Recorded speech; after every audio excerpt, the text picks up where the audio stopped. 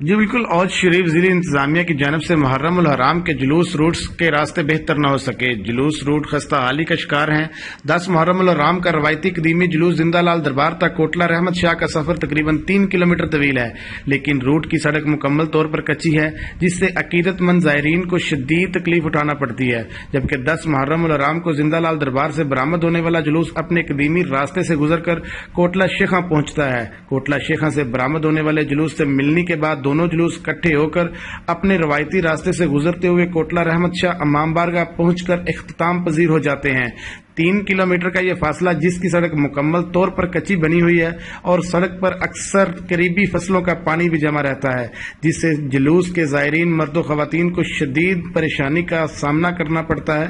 اہل علاقہ نے اعلی حکام سے جلوس روٹ کی سڑک کو پختہ بنانے کی اپیل کی ہے۔ کیمرہ ٹیم کے ساتھ راؤ خالد، آپ تک نیوز، اوت شریف۔